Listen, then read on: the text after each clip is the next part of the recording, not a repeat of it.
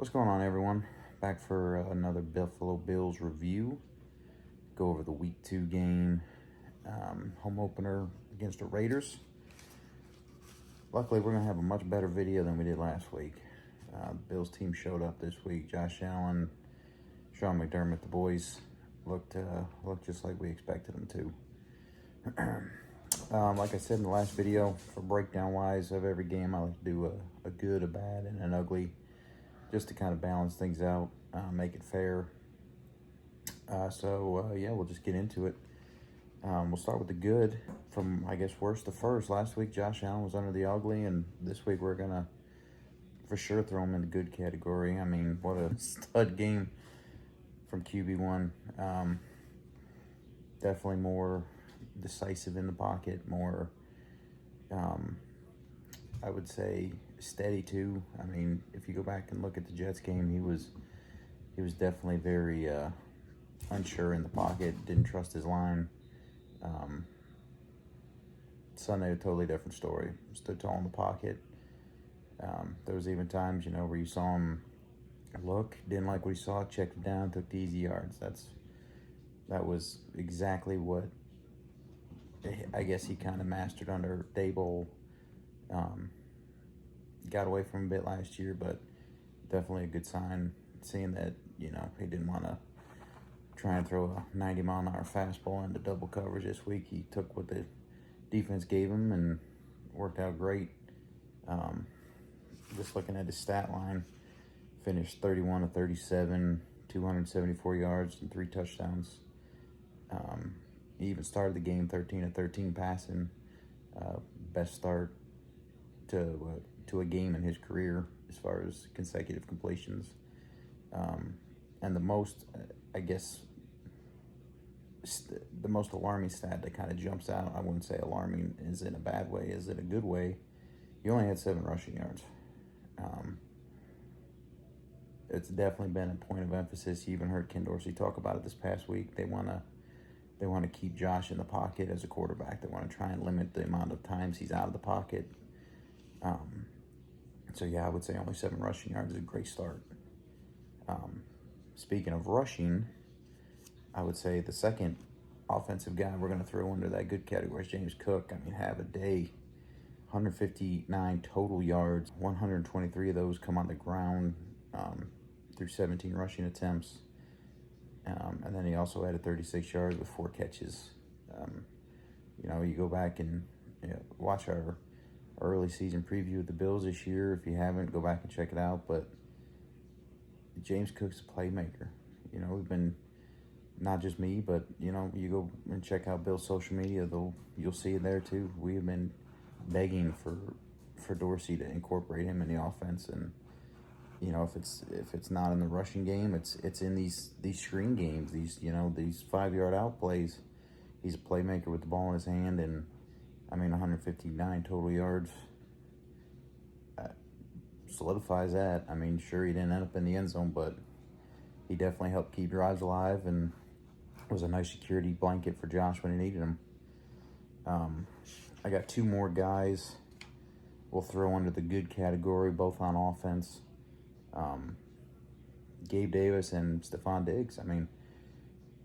Diggs, again, just shows up.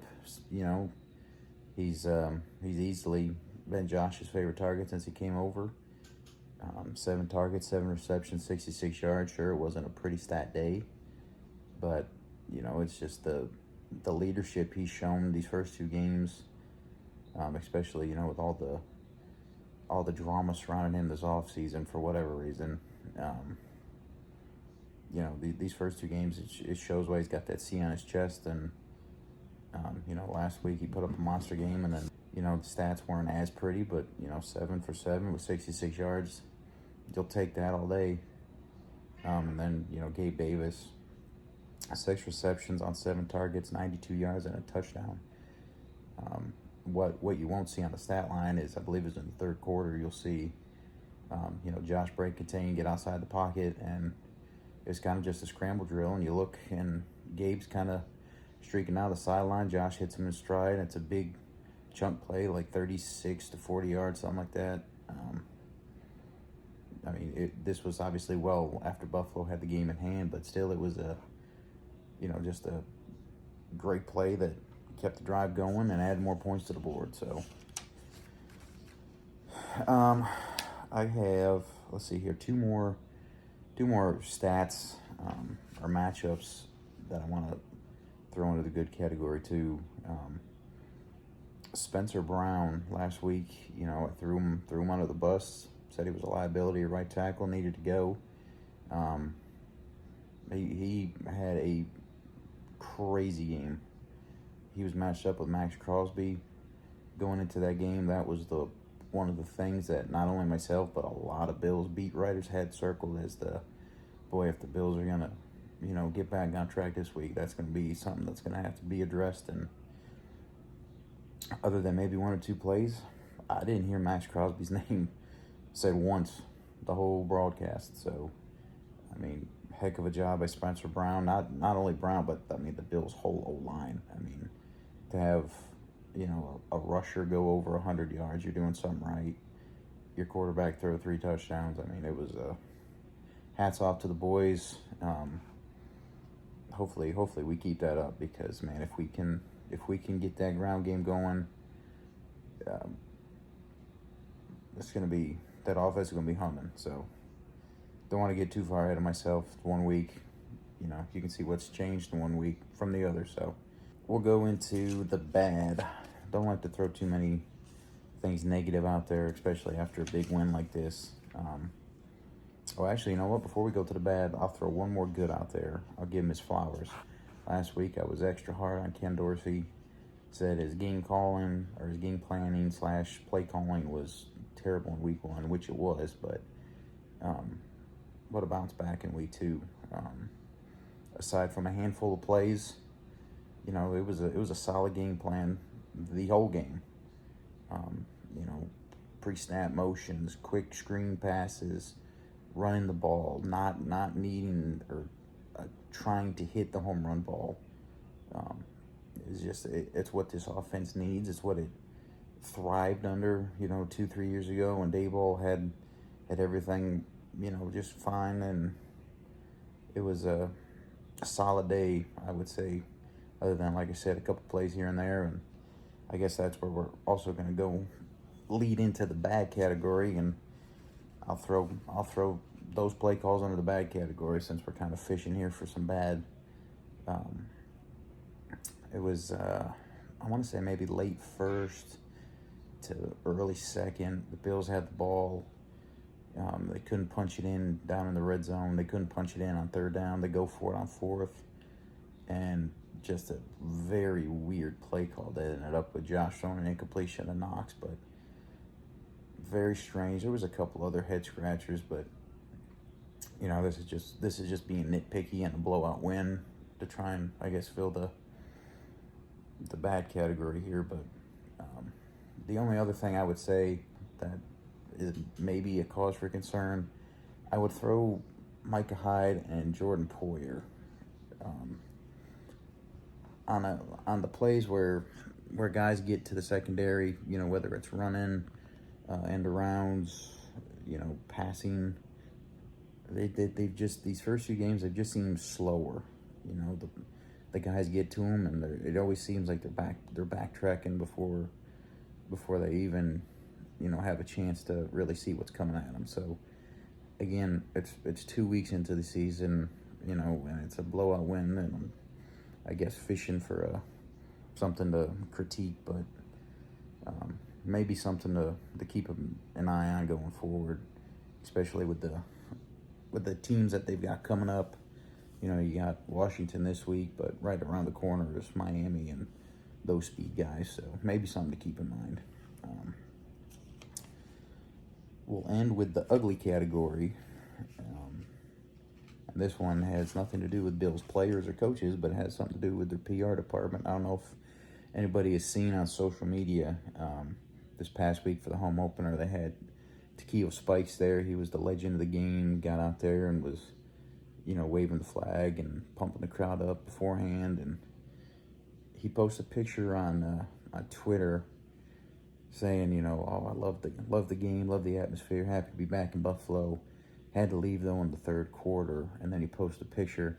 The Bills put this guy, who they just brought in to be the honorary captain of the game, they put him in a suite, stuck in the corner of one of the end zones with just a terrible view. Like the upper deck comes down, and you can't see but like half the field.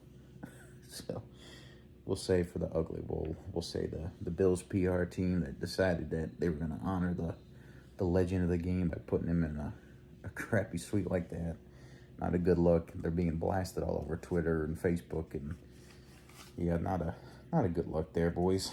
A few game stats. I mean, this was a blowout, so it's going to be heavily Bills favored. Total yards ended up Buffalo 450 total yards, with the Raiders only at 240. Total plays, again, Buffalo 74 total plays to the Raiders 39. Penalty wise, another pretty clean game. Buffalo only 4 penalties for 30 yards. Vegas only 2 penalties for 30 yards. But the biggest stat that'll stand out was time of possession. Buffalo absolutely dominated that, more than double the time. They ended up with just over 40 minutes of possession in the football game to the Raiders just under 20 and 19, and some change. The biggest chunk of that come in the third quarter. Buffalo got the ball to start the second half, ate up, I believe, just over 9 minutes on their opening drive.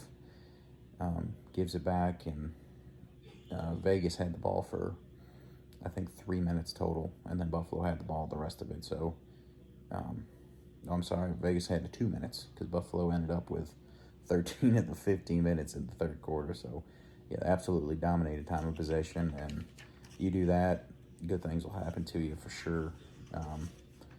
Again, that definitely also goes hand in hand with the ability to run the ball and chew clock, and stuff that Buffalo is kind of struggled with at times these past couple of years. So, but it's a good bounce back win. Buffalo's 1-1. Week 3, be an interesting matchup. They head on the road to face Washington. The only thing I would, on paper, it should be a Bills win. I think they open up at 6.5 favorites right now. The only thing I guess I'd be a little leery of is, like I said, Miami's right around the corner. They're week 4. Hopefully Buffalo doesn't see this as a trap game, and kind of overlook Washington to get ready for Miami, because Washington's 2-0, and they've got some playmakers that'll burn you if you're not prepared for them. So 1-1, great bounce back win, and as Belichick will say, we're on to Washington, and we'll see y'all next week, hopefully after another Bills win.